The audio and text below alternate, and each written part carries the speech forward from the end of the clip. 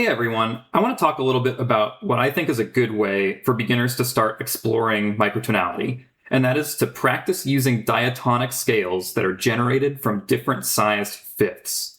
And as the video goes on, I'll explain more what I mean by that.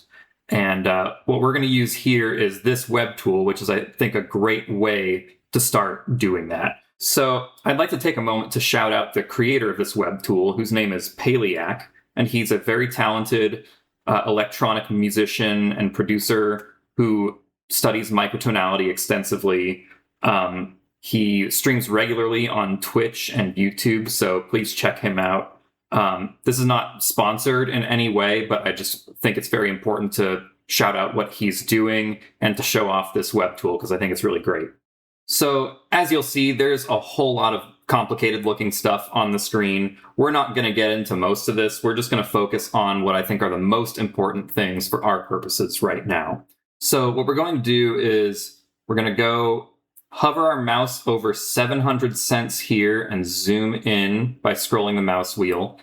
And this will eventually reveal itself here, 5L2S diatonic. So let's click on that. And now we've got this nice little spread of things here. And let's clear out some of the noise, and we're going to reduce this max EDO slider to just be at 31. That'll clean things up a little bit for us. So what I want to do before I go any further, this is going to be important for our purposes, is to explain how diatonic scales are generated to begin with. Like, what makes something a diatonic scale? So what we do normally is if we're in 12 EDO, and remember EDO stands for equal divisions of the octave.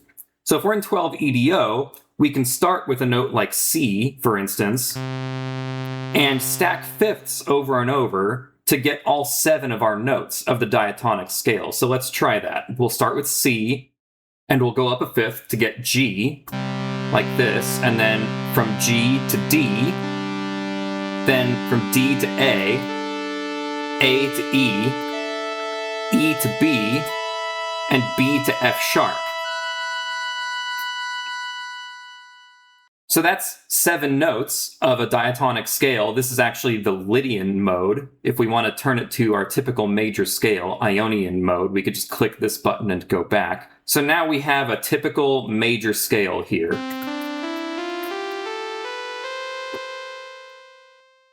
So now we can ask ourselves, what would it sound like if we made this scale, but we changed the size of that fifth that we're stacking?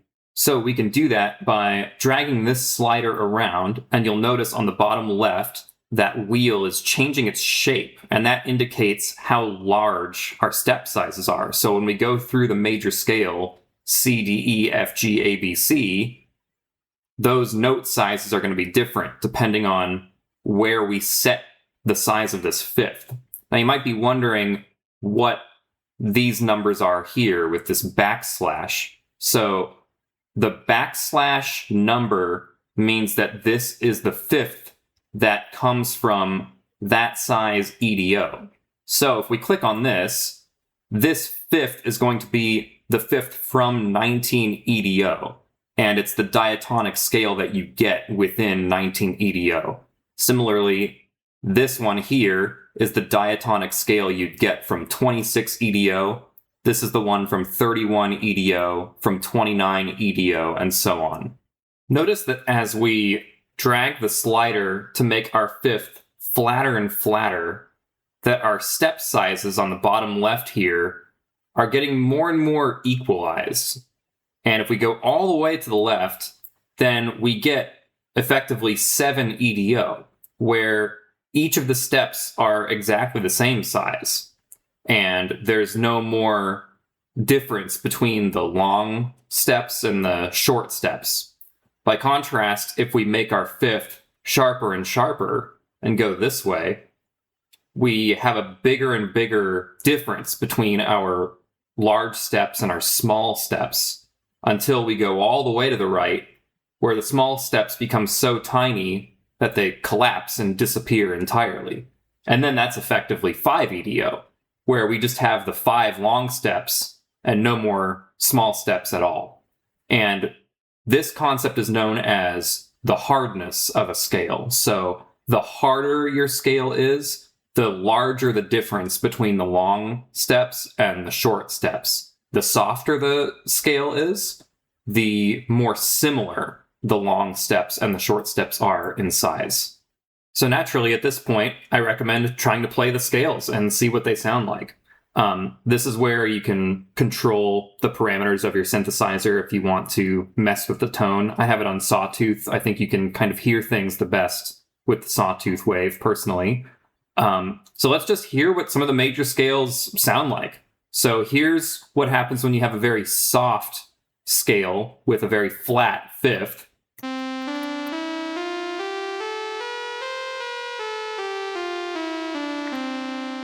The notes sound kind of similar, right? When we go from C to D, or D to E, and then E to F, that E to F is pretty similar to the D to E, right? And that's a result of the way we have our fifth set up here, our generator. It makes the scale sound very soft, or the notes being very equalized. Now, if we go the other direction, you're going to notice it's a lot different.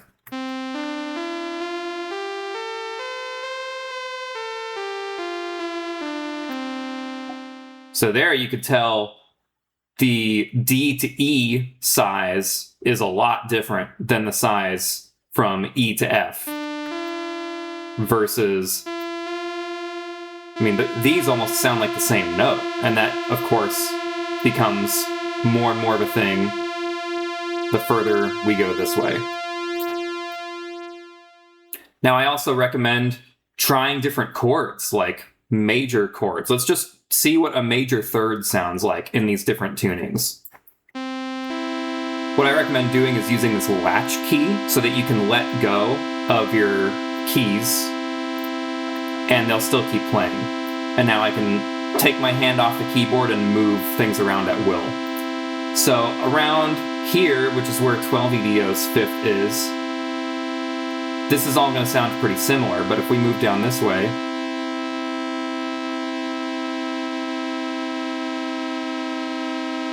we can start to hear a difference there, right? Now if we move up this way, that third is really getting a lot wider, right? Until all the way over here at practically 5 EDO, it almost sounds like a fourth, really. Now let's even hear what that sounds like with a bass note, because I think including a bass note also helps to highlight some of the interesting harmonic properties of these intervals. So let's use my latch again, and then I can type in the notes, and I can let go of my fingers so I don't have to be holding onto the keyboard anymore.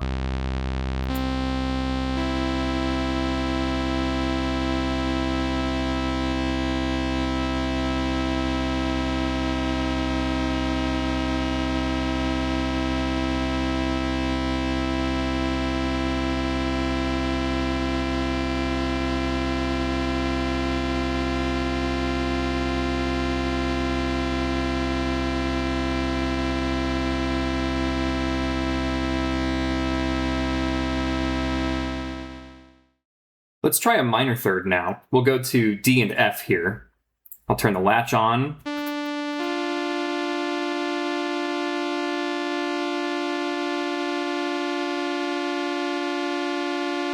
Notice how that minor third is very wide. And as we go sharp again, that minor third will get more narrow.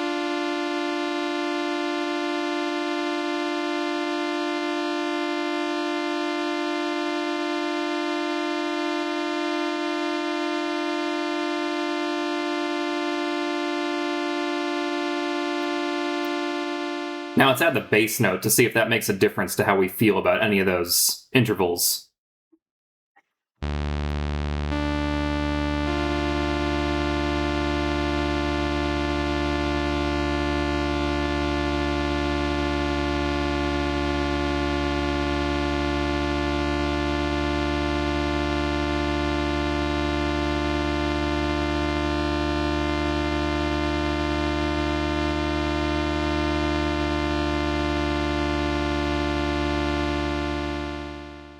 So, of course, you can try the whole triad, which can sound a little different because our fifths are going to go more or less out of tune. So let's try a major triad now.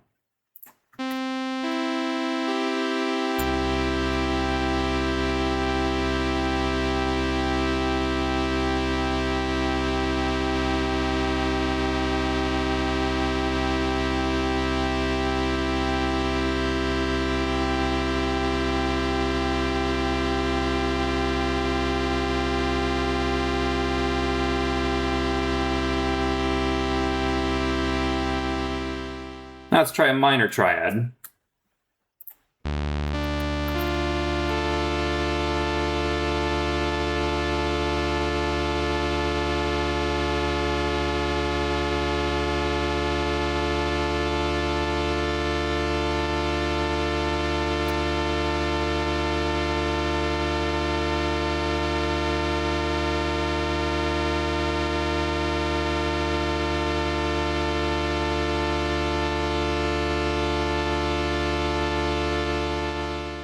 Another chord that I think sounds cool is if we do an A minor chord over a D. So let's try that.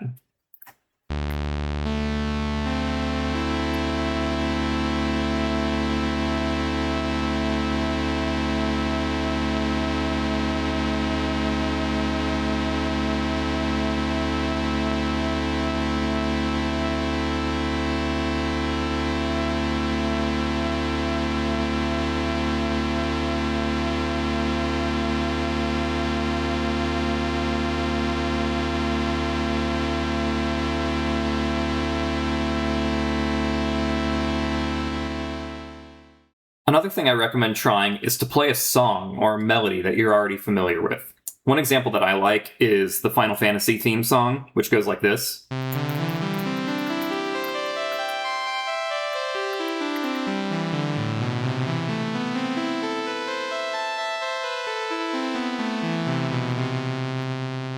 And I can try to put that in different tunings. So what happens if I play that in a softer tuning, close to around 19 EDO, let's say? How much different does it sound?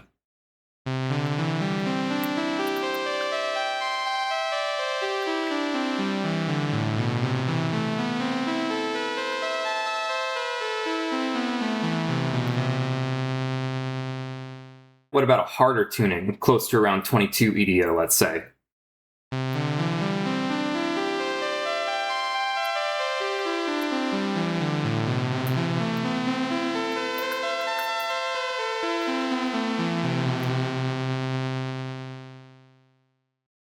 Now, everything I've shown so far has been completely doable just within your web browser and also by just using your computer keyboard. But I do think the ultimate way to practice these things is to actually convert these diatonic scales into 12-note scales and to play them on a MIDI controller if you have one. So I can show you how to do that from here. Once you select a tuning you like, it could be anything in this range. Just keep in mind that these tunings that you see here, like 26 EDO, 19 EDO, 31, 29, 17, 22, 27, these are all very common tunings, but you don't have to pick these if you don't want to. Once you pick a tuning that you like, what I want you to do is kind of move your cursor down like this, and you'll see here, depending on where you are on the spectrum of fifths here, you'll see either 5L, 7S right here, or if you have a softer, flatter scale, you'll have 7L, 5S.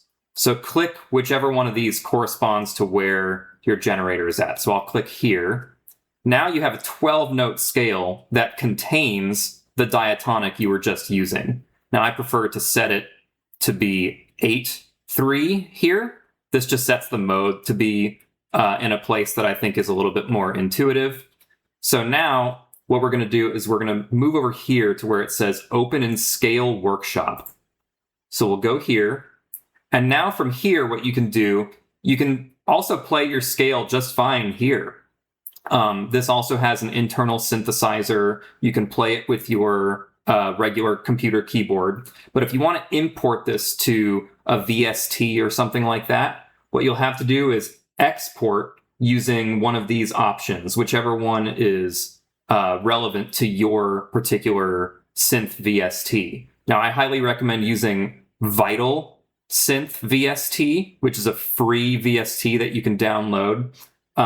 And they use .tun files. So you would export as .tun here, and then that file you'd be able to import within Vital once you open it up, and then you can play your tuning just like a normal 12-tone keyboard tuning.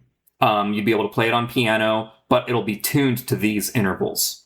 Keep in mind that these are not 12-tone equal tunings, so not every key is going to sound exactly the same, but I do think that having these tunings in a format that you can play on a real keyboard is going to be really helpful for you to play these things quickly and to get used to the different new sounds you're hearing. I've provided links in the description for 2 sample 12-tone scales that I think are nice places to start if you're a beginner and you're not sure what tuning to go with first. So hopefully these tips have kind of helped you explore some new territory in microtonality.